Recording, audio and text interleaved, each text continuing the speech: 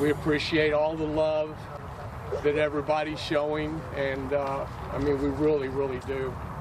It's wonderful to see people come together like this, and I know Heidi would love it also.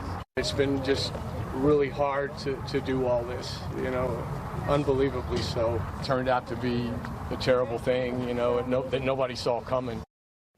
The father of Heidi Broussard's boyfriend there reacting to her murder after the missing Texas mom's body was found and her baby daughter was discovered unharmed. Now Heidi's close friend is charged with kidnapping and tampering with a corpse. So why has she not been charged with murder? Let's bring in criminal defense attorney Bob Bianchi with more on this. You know, terrible case here right before the holidays. These two charges have been leveled, two kidnapping charges, one tampering with a corpse, which obviously would say that she's been near the body at the very least. Why not charge her with murder yet? What are authorities thinking at this point in time? Are they looking for more? Yeah, as a homicide prosecutor, we want to go very slowly. So you get those charges immediately so you can get her in jail. She's got a $600,000 bail, so she can't do anything with tampering with evidence or affecting witnesses. Of course, she's highly suspected for having committed the murder because there's so many other facts. She had a baby registry. She, for 9 months, was faking that she was having a baby. And then she was actually in the hospital holding her hand while she was delivering the baby. Shocking elements of this. Yeah, it was really amazing. So I know that the investigators want to make sure that there's no other accomplices, because that often is the case in situations like this. But you can expect certainly that these charges are going to be upgraded to murder charges once they dot I's and cross T's. And what does it say that Broussard's body was found really in such close proximity to this suspect?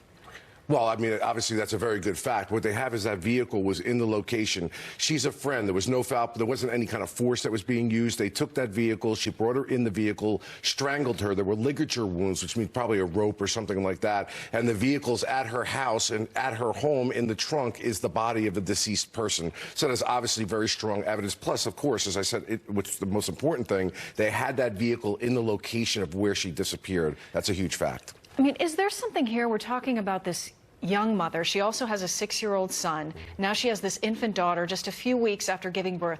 She's in a particularly vulnerable situation anyway, just physically you're still recovering. And then here we have the suspect is a close friend.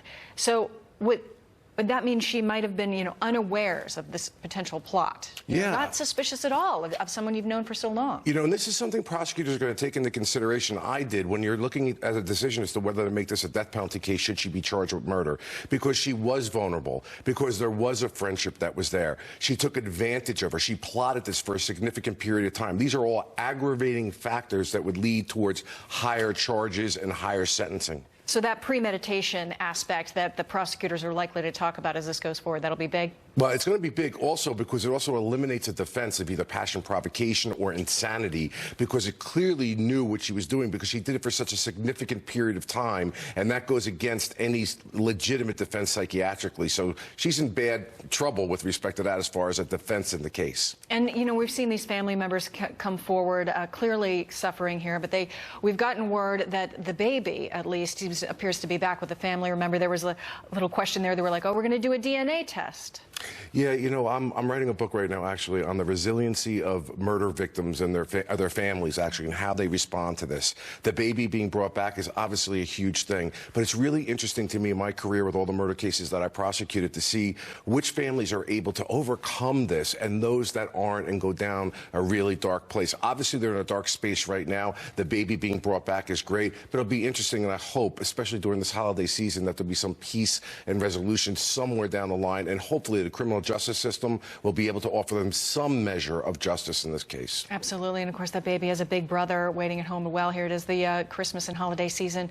Bob Bianchi, thank you so much for your insights into this case. This is one that America's been watching. My pleasure. Appreciate it.